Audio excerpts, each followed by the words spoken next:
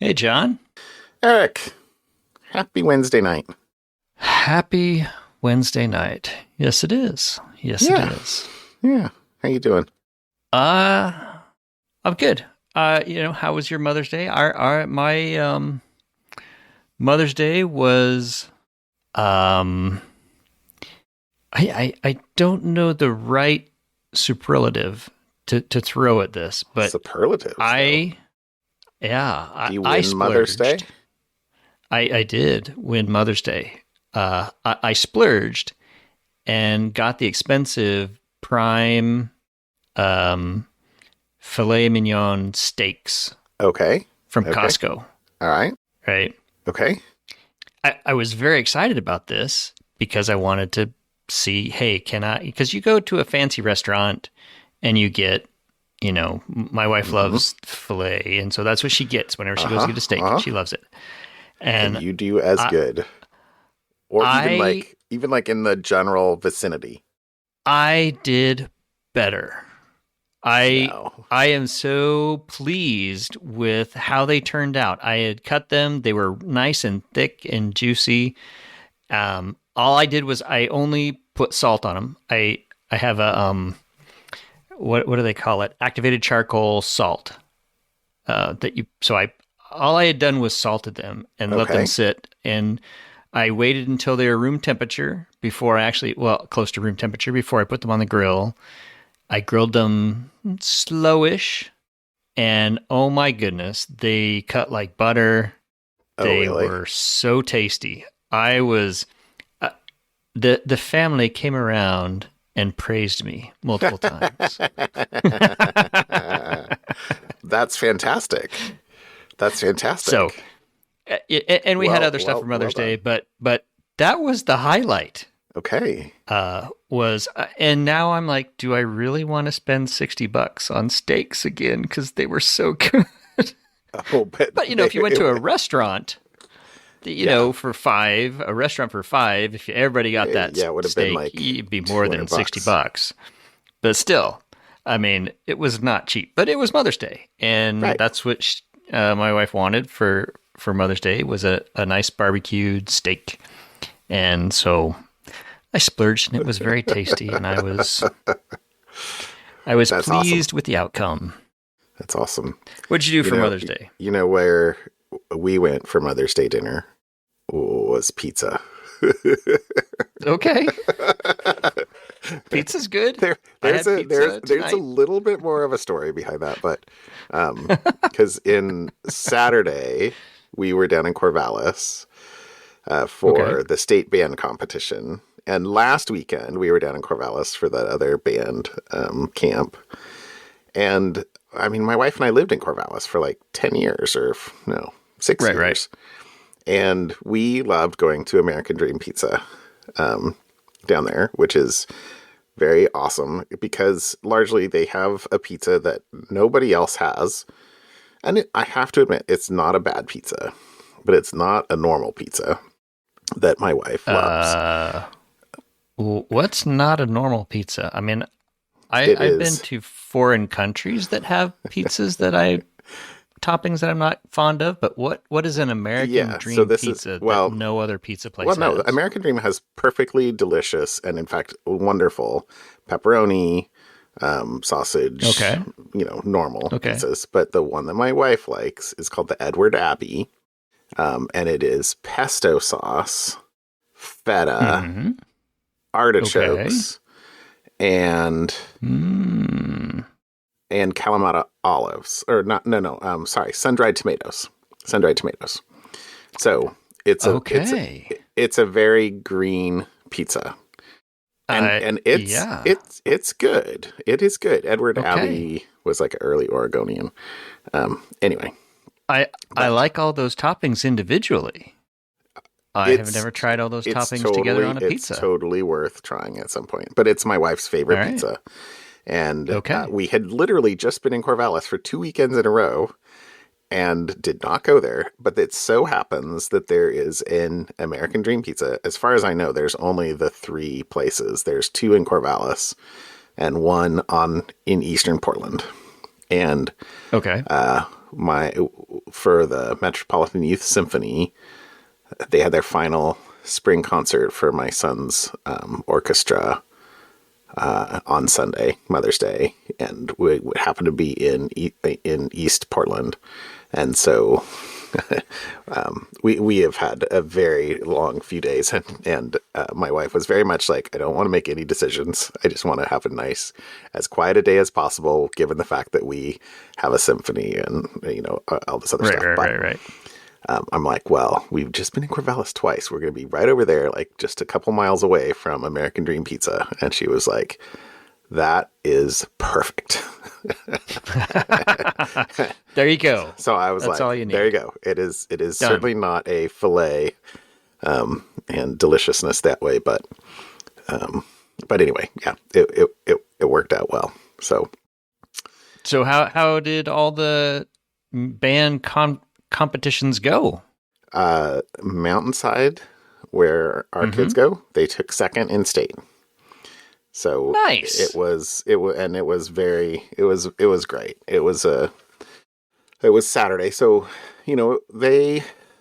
I think they were placed for competition during the day based on their, expected placements. I mean, the top 5 or 6 bands all played at the evening performance. And my wife had some activities early Saturday, like Saturday until like 2 or 3. And so, she was doing that. And then I did B stuff all Saturday morning. I'll tell you about that in a second. And then we sort of had dropped my son off at the high school. They bussed down. It's like an hour and 45-minute ride from where we live. And then, so dropped him off, did the B stuff, picked my wife up, and then we jetted down there to watch. We got to watch the last 5 performances. And Mountainside did fantastic. But the number 1 band, which is the band that always wins, is West Salem. And they're on another level. Like even us who really can't judge too well, we were just like, how are these kids doing this? It's like just crazy rhythms, but really, really, really, really cool. But it was very like, I couldn't have judged between 2, 3, and 4, frankly, but I could totally tell what the difference was between 1 and 2. It was pretty impressive. Anyway, so we had just been in Corvallis like 2 weekends in a row. Hadn't gotten a chance to go to one of our favorite restaurants, and so that worked out great. So the quick B update, because this is going maybe a little long, is so Saturday morning, super excited. It was the weekend I got to put honey supers on, so the bees are currently making me some honey. Nice, which is awesome. And then I have this little trick that I've learned to do. I forget if I've ever said this on here, but sometimes I put queen excluders on, which between like the brood boxes and the supers, because I think I've maybe said here that I don't really want the queens to go up and lay eggs where I'm going to be collecting the honey. I kind of want the honey to be like egg free, and it's not that big of a deal. That makes sense. Any honey you get in the store, and even most stuff you get in farmers markets, nobody cares about that, but whatever. I do, at least for now. Anyway, but sometimes when you have a queen excluder on, which is basically this metal rail that has openings sized enough that the worker bees can fit through, but the queen, who's a little bit larger, can't. Right. Sometimes you put a queen excluder on, and the rest of the bees are like, that upstairs box isn't really part of our colony. We'll just keep everything below the queen excluder, which fails when what you really want them to do is put all the nectar up on top. Right. So, but if you find the queen who currently has 2 boxes, and you make sure she's in the bottom box, and then you put the queen excluder in between the bottom box and the middle box, there's so much there'll be brood in the middle box, and of course the bees have to take care of the brood, so they'll totally come through the queen excluder to take care of the brood. And at that point, there's no impediment between getting them upstairs. So they'll totally go up and put nectar upstairs, and then you come back like a few days later, you slip the queen excluder out and in between the top brood box and the honey supers. Now the queen can go in between the 2 boxes, And all the bees have already like put all their nectar up top, and they're like, well, that's part of our hive too. So you kind of like pull a little presto changeo on them, and it totally works. Anyway, You're tricking the bees. it's all TMI, but I have honey supers on. Bee fooling. I found the 3 queens that I had to put the honey supers on. I found them. I actually painted the dot on their back so they'll be easier to find in the future, called marking the queens, and then put them downstairs, put the honey supers on, and then in the fit of experimentation, I grafted. So Saturday I set up a colony to graft into, and then on Sunday I went in and I actually grafted the larvae and put them in the it's called a queenless starter colony, so that they'll raise queen cells. So when I went in, so it's this thing. So you set up a colony that has no queen in it and no brood to make a queen from. So they like panic for 24 hours. And then you give them a grafted frame of queen cells where they're like, oh gosh, there's queens. So they'll draw out queen cells with the grafted larva. And then a day after that, you take out the larva, and you're totally like yanking these bees around, I guess. You take out the larva and you put them in a queen right colony that's bigger, but where the queen can't get to them, which is perfect because the queen's stuck below the excluder, remember? And because the queen right colony has so much more resources, and it takes, I think the number is, it takes 7 times more resources to take a queen from like day 2 to capping, which is like day 8, I think, or 9. So anyway,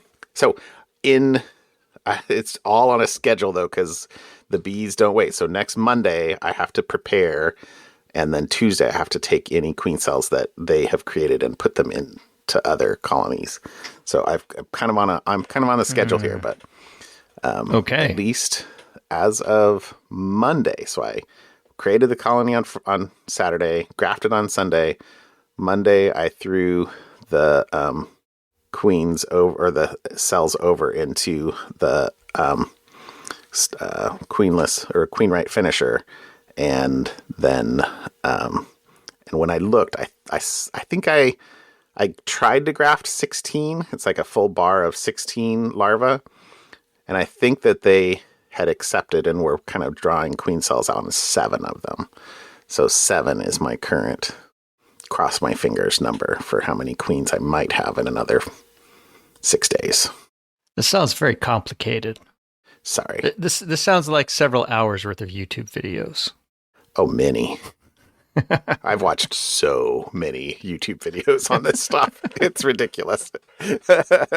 Which is totally ironic, because I still haven't watched any more of the 3-body problem or anything else, but I have watched several more YouTube videos about grafting and queen rearing.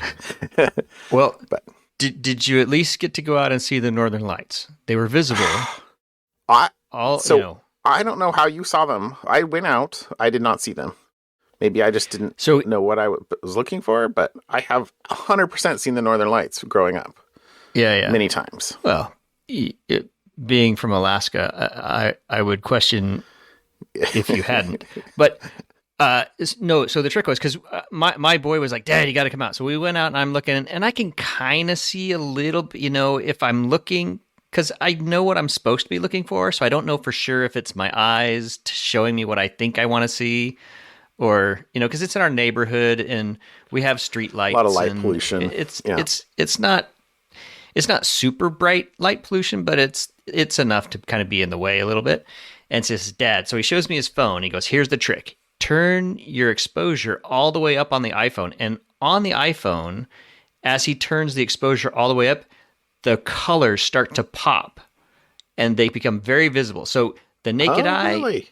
Not seeing it too well, but the exposure on that. And so he took several pictures with it, and they look, they're grainy because the exposure's way up, but you can see the colored lights. And it was actually kind of cool. You did throw a picture in chat, which I was very jealous of. I was like, because I absolutely went out and another friend Went of ours looking. had said, "Hey, don't forget to go look." And then the second night was Saturday night, I want to say, which was the night that we were Mm-hmm. driving back from Corvallis, and we didn't get home from Corvallis until like 11:30. So it was it was a perfect time. I like totally went back out, and Yeah, it's pretty yeah, dark on our back deck. I had all the lights off, and I was trying to look at trying to see them, and I did not see them.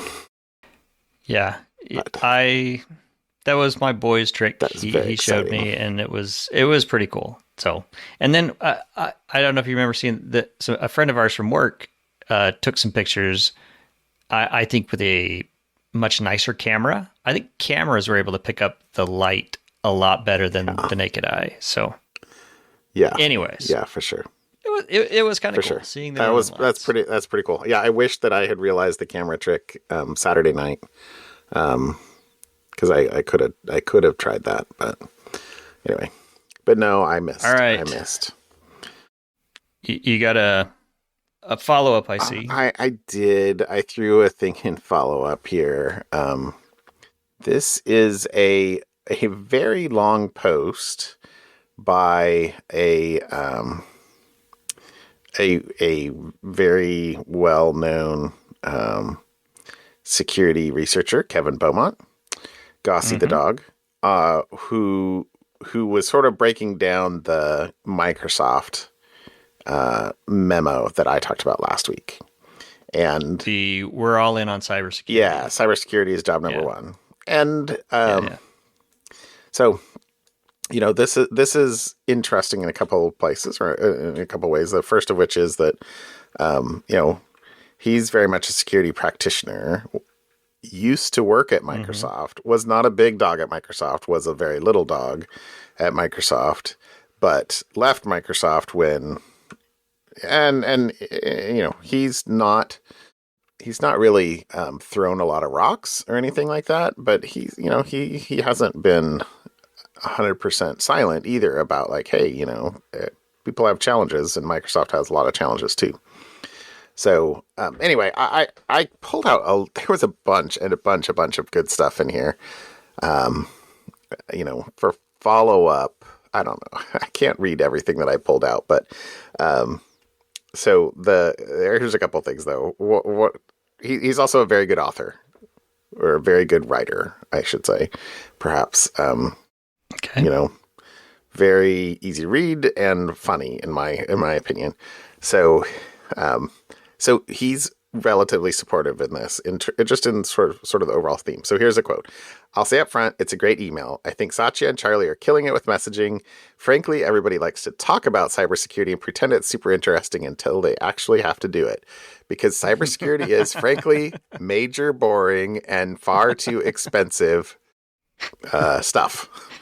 Yeah, And also yeah, really hard to do right and super yeah, easy to do wrong. yeah, yeah, Yes, yeah. yes. So, like, is there a more true couple paragraphs? I don't know. Super easy to do wrong and super hard to do right. Yes. And I guess I'll add that the other thing is that like things are always changing. So Yeah. you like one of the things that is the most interesting about being on kind of the you know um, software developer side, protection side, is that, I mean, you have an adversary that you're trying to stay ahead of. So the second thing I pulled out of is that, kind of in reference to his time at Microsoft. This is the other thing I'm cognizant of is I was just an idiot analyst there, a plebe. I did not have a full picture of what was happening. I was sat looking at things going, okay, apparently it's 1997 here in cybersecurity. So, yeah. The other thing is that, and he goes into a bunch of stuff in the article or discussion, but Microsoft's a huge company, just an enormous amount of historical code, historical secrets, historical technology, compatibility, uh, stuff everywhere. but anyway, so he goes through like some like what would be some good practices, what would be sort of some of the things to do in order to accomplish this sort of thing. He hits on a whole bunch of stuff in here that are, sort of hot buttons for me. Things like HSMs. So what do you do to protect your secrets? Mm-hmm. There's, let's see. There's a funny quote I pulled out of here. So HSM is a hardware security manager. It's a piece of hardware that you can create keys in, and then the keys never leave the hardware. You sign, you do everything that you have to do with keys, but inside there, and the keys cannot and never leave the hardwares, because if they never leave the hardware, then they cannot be compromised and sent somewhere else. Like if, let's say a secret happened to be checked into GitHub or something like that, and then it now never exists happens. So he says, notably, the announcement mentions HSMs. I've had a few people at Microsoft call me and be like, Kevin, we do use HSMs. Reality check. Microsoft don't use HSMs for everything, including some of the most important things. There's lots of certificates and keys and such which simply haven't been securely handled properly.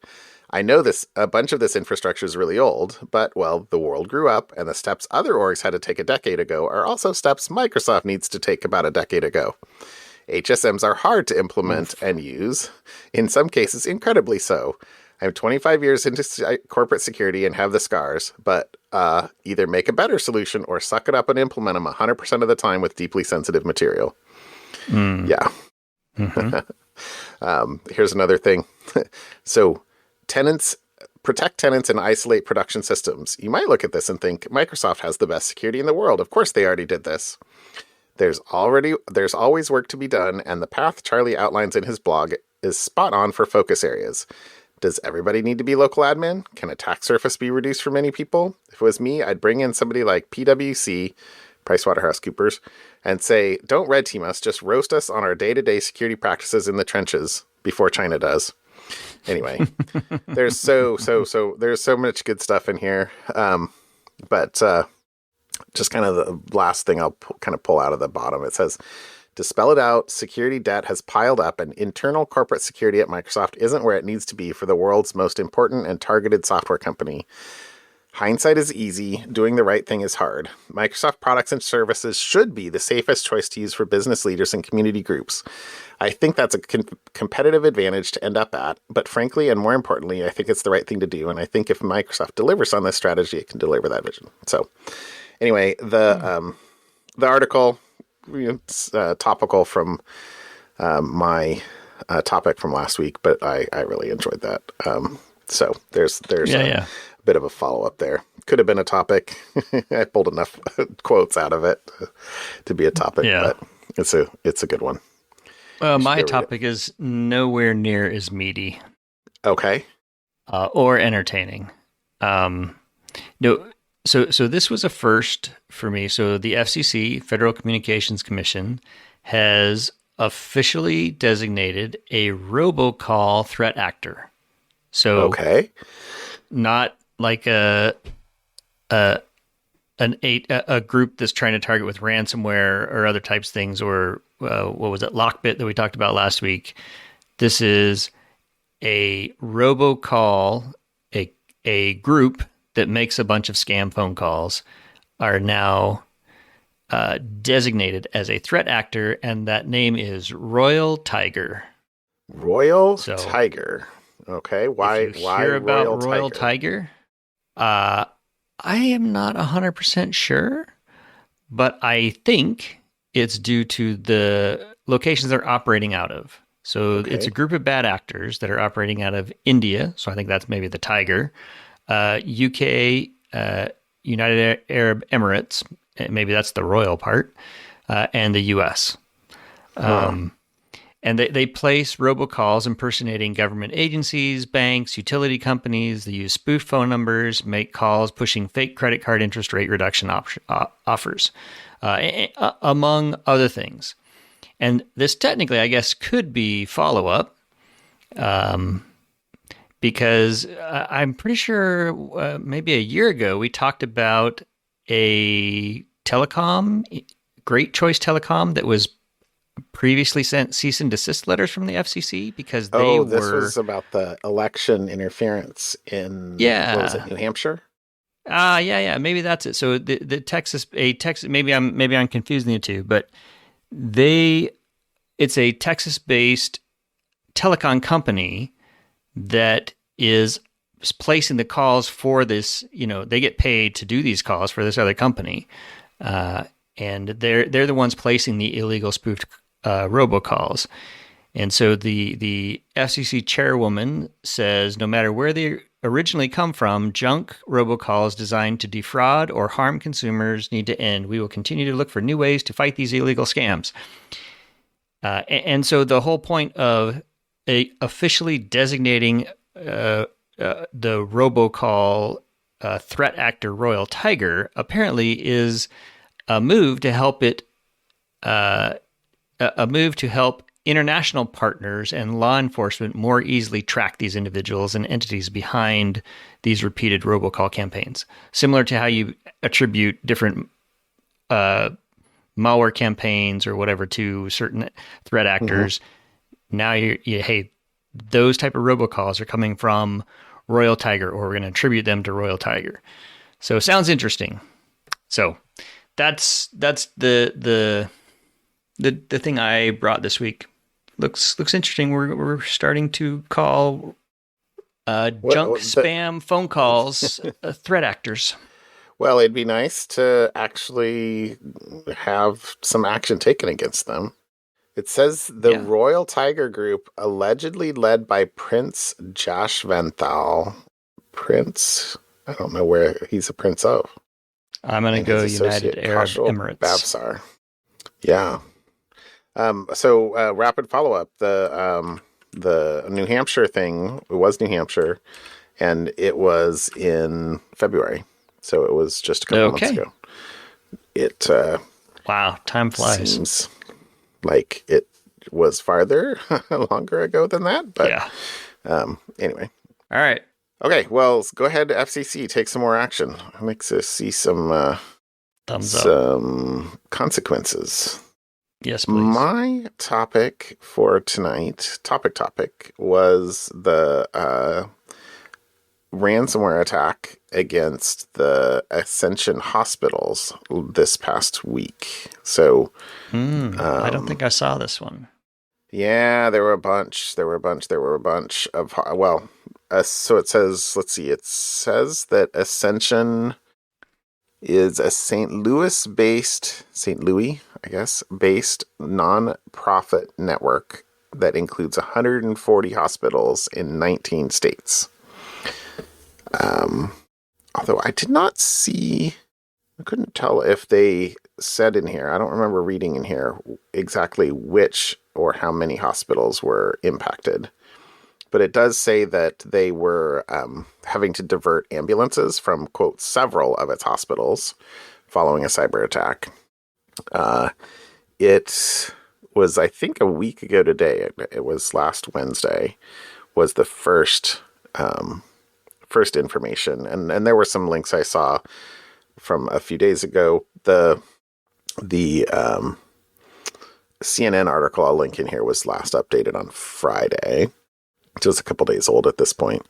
I didn't see anything newer other than I actually did go and look at the ascension.org announcement, which didn't really say much. It just said that they continue to make progress towards restoration and recovery following the recent ransomware attack. So let's see. So the attack also disrupted access to electronic health records, phone systems, and various systems utilized to order certain tests, procedures, and medications. So the CNN article, I chose the CNN article also because they were the only ones that actually named the group. They said that it was a Black Basta was the threat group that was doing this. And so, it says 4 sources briefed on the investigation, told CNN that Ascension suffered a ransomware attack in which cybercriminals typically try to lock computers and steal data for extortion. Those sources said the type of ransomware used in the hack is known as Black Basta, which hackers have used repeatedly to attack healthcare organizations in recent years. Black Basta, also the name of a broad criminal group that uses the ransomware, includes Russian speakers, according to the Department of Health and Human Services. On Friday, the Health Information Sharing and Analysis Center, a cyber threat sharing group for big healthcare providers worldwide, published an advisory warning that attackers using Black Basta ransomware, quote, have recently accelerated attacks against the healthcare sector. So that second thing seems circumstantial versus direct, but CNN is quoting that at least. So, what have they done? They've hired both Mandiant and Palo Alto to come in to help with both investigation and recovery. They have shut down systems to try and keep them under control, to keep them from being interfered with. They like their final thing from their own website. It says that we have brought in additional cybersecurity experts from Palo Alto Networks Unit 42 and from Cypher to help supplement our rebuild and restoration efforts. We are focused on getting systems back up and running as safely and as quickly as possible. We're also working on reconnecting with our vendors with the help of our recovery experts. Please be aware it may still take some time to return to normal operations. So, lots of problems in Ascension Land still. And there'll probably be more info that comes out as they're able to kind of recover and get back working 100%. But that was the topic, or the main incident that I saw this week. Okay. How about something fun? Okay, my something fun I think is totally cool. And I guess it makes sense. I just hadn't thought of this. So, wireless charging, and I'm finger quoting wireless as part of wireless charging, right? It's induction charging. It's not really wireless charging, but that's all the rage for phones, right? You just magnet your phone to something and it charges and you're happy because you don't have to plug it in. Engineers from the University of Southern, from the University of Southern Denmark have developed an ingenious technology that enables a drone to fly practically forever without ever having to return to the ground, thanks to a docking mechanism, sensors, and artificial intelligence. The drone can recognize a power line every time it needs to charge its batteries, approach the high voltage cable, and cling to it from below, slurping electricity like some kind of electric vampire. And there's a video. There's a YouTube video, of course, because it's very real detailed. And they even go through all their failures. So somebody said, hey, like I can charge my phone by letting us. Why can't I have a drone that just flies up and down the power lines looking for issues and failures? And so hopefully we don't have problems like PG had down in Northern California several years ago. Yeah. The problem is drones, autonomous, need batteries. Batteries are heavy. The heavier the battery, the bigger the drone, the less flight, is that. If you could have these little light drones that could just clip onto the power lines, kind of slurp off a few, little bit of power, and then continue flying up and down, the drones, I'll read again, the drones would be able to essentially live on the grid and operate completely autonomously for extended periods of time with no human interaction. Which I think is such a cool idea. And there's YouTube videos that show the drones, how they, because I'm trying to figure out how do you fly up, and it's kind of like this Y thing that, it kind of flows up to the power line and then just kind of clips in, charges, and then flies away when it's done charging. And I just think it's super cool. The YouTube video is what you got to go watch. But anyways, there's my something fun. So, part of the question in the article was, well, who pays for it? Because oh, there's no meter anywhere. you do, Eric. You do. Or Exactly. perhaps I should say, we do, Eric. We do. Yeah, the company Utilities, that owns us. utilities Yeah. are a very highly regulated Yeah. industry. Yeah. So, Um, anyways, good stuff. okay. You know, can I be pedantic? Of course. This is like a major company, fast company. And there's a quote in here. The drones couldn't simply saddle up to a power line and steal its electricity. Do they mean saddle up or do they mean sidle up? I'm thinking they meant sidle. I could not be more proud to be your friend than I am right now. They are sitting on the line, so maybe they're thinking saddle. But They're not, though. They're upside down. I'm thinking not. I'm thinking not. Do you stick a saddle on the bottom of a horse? I'm going to go with you were right the first time, my friend. It'll be very uncomfortable. Okay. Well, anyway. Okay. All right. I'm gonna be like the old man in the future. These AI authors, they can't just get. Anyway, okay, that's cool. It's good. It's good. Okay, my something fun. I want my two spaces after my period. There are two spaces after a period.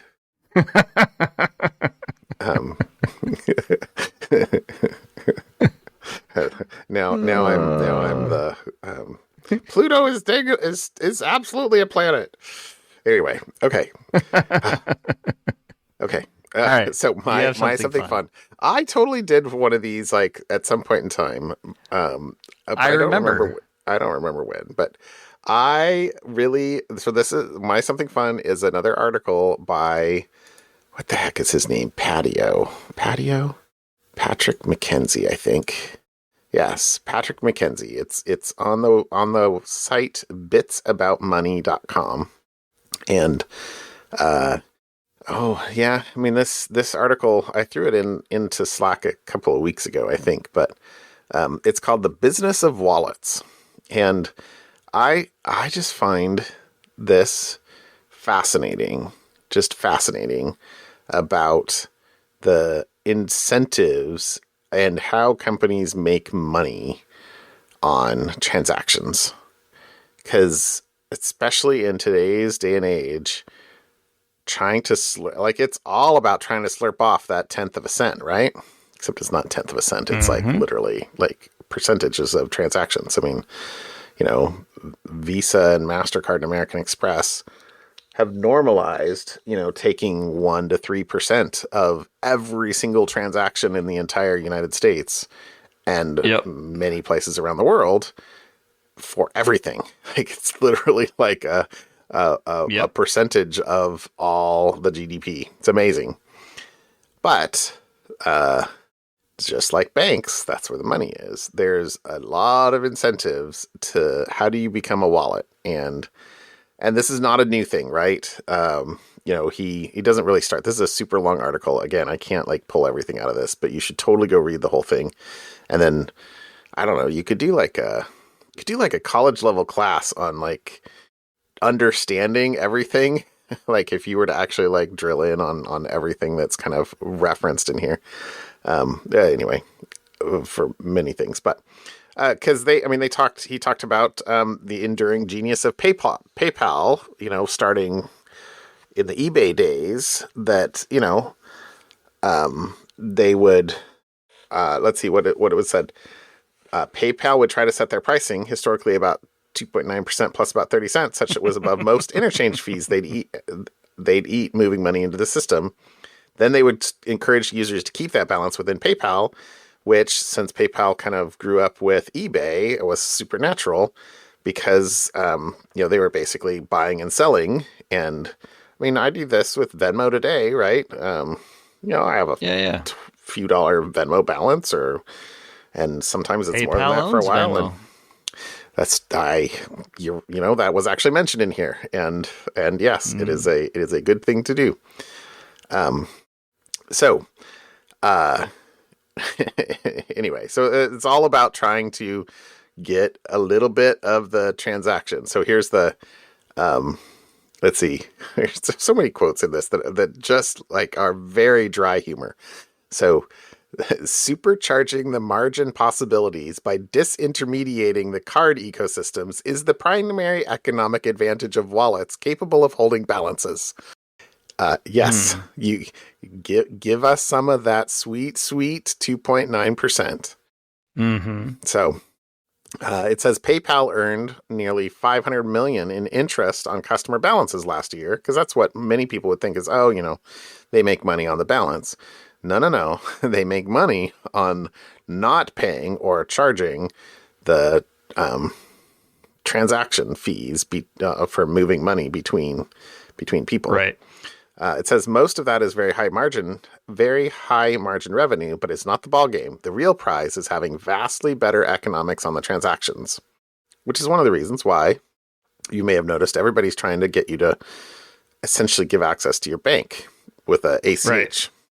So here's another thing farther down there. It says the cost of an ACH pull depends on a lot of things, like your negotiating savvy and volume. But if you were to guess, maybe it costs 5 cents when you're buying hundreds of millions of them, you would be in the ballpark. Pretty interesting. Okay. That's a very different, 5 cents is very different from 2.9%. Plus 30 cents. Of a transaction, plus with a, plus something or with a minimum. Here's another great quote. Many wallets exist these days as apps on your phone, but of course phone makers have realized that the phone has replaced the leather wallet and consider the walletness of the phone to be as core a product feature as niche use cases like making phone calls. And so two very, very successful wallets are Apple's wallet, which is more or less co-extensive with Apple Pay. My apologies to some people in Cupertino who would argue that point. Whatever Google calls their wallet this week, and Samsung Pay. Wallets That's my everywhere. Favorite line in this whole paragraph. Right? Whatever Google calls their wallet this week. It's so Oh my gosh. No, I'm serious. This is such a, there's so much humor in this. But you have to be like a computer person. You have to like understand a bit about transactions. You have to there's so much stuff in here. Anyway, so there's a picture halfway down the article that has like a checkout. You could check out with Shop Pay, Apple Pay, PayPal Pay, Affirm, Amazon Pay, Klarna, Facebook Pay, Starbucks Pay, right? You have a Starbucks balance. Many people do.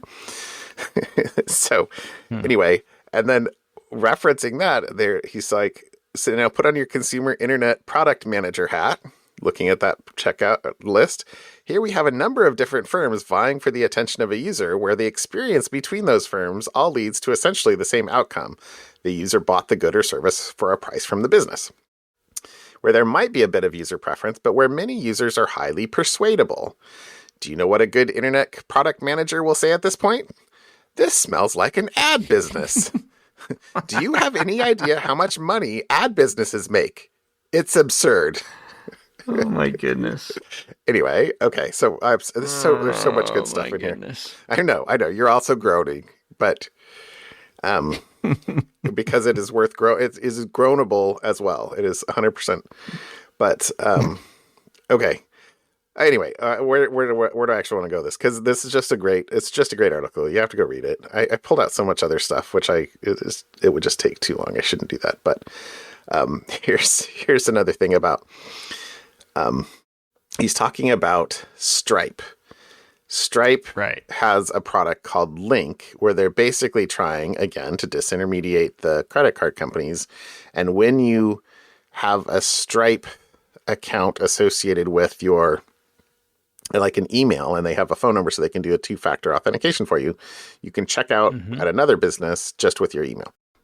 And that way, if they can get you to sign up with your bank in one place, you can use it everywhere. And this is the same thing that Google or Apple Pay is trying to do or does as well. But yeah. But the point here is, let's see. Where to start here?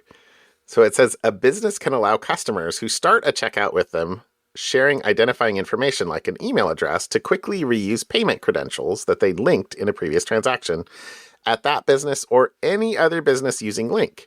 Since that is a pretty sizable fraction of all businesses using Stripe, the user attempting to transact is highly likely to have used a currently available payment method before that Link knows about, which allows them to reuse it without having to do anything barbaric like fish out a piece of plastic and redundantly type numbers on a telephone. Now you can probably imagine another good business rationale. Stripe's two largest costs are A, smart people, and B, card interchange. One of these is fun to cut. Many customers have strong preferences about how they conduct transactions. They might, for example, really like their credit card rewards. For those users, sure, let them do the thing they want to do. For other users who do not have strong preferences, perhaps because they are not in the socioeconomic strata that directly benefits from reward programs, you can have businesses that are sensitive to the cost of interchange subsidize an incentive for typing a low-cost payment credential into a mobile phone once, and then that business might have repeat custom with those users that recoup that incentive over and over, lowering their payment cost on many, many, many transactions over months and years. It's the whole point. Which it gets to the net of the whole article, which is that essentially, what does this mean? It means that shouldn't the internet get the deal the internet could negotiate if the internet was capable of negotiating on its own behalf?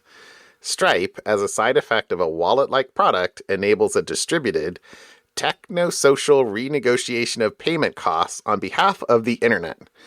It's even aesthetically internet. It's not a single big bang negotiation ratified by a judge, but rather the aggregate of millions of individual purely voluntary decisions interacting with each other, aka putting your bank account info into one place and then leveraging it everywhere else. This brings a large number of small to huge businesses and the customers using them to a side of the table, aka negotiating against interchange fees or against credit card margins. And given that side of the table represents something like 1% of global GDP, it might get listened to. Anyway, lots of great data in this article. Lots of humor. I laughed out loud a number of times. I know that I chose this as another article from Patrick as my something fun a few months ago or something like that. But anyway, totally worth reading. December and in March. So you've done a couple. Oh, this is number 3. Okay. Yeah. This is how it added to my my I don't have an RSS feed. You don't have. I was going to say you have RSS these days. I don't have anything. It's on my list of websites to check, I guess I'll say. So, good stuff, like John. A barbarian pre-RSS. Yeah, I know. Yeah. Typing in URLs like a barbarian. Everything's mailing list these days for me, honestly. Ironically, I'm back pretty to much email. Same. Yep. All right. It works. It does. All right, John. All right, Have my a good friend. night. You too. We'll see you. I'll talk to you later. Bye. Bye.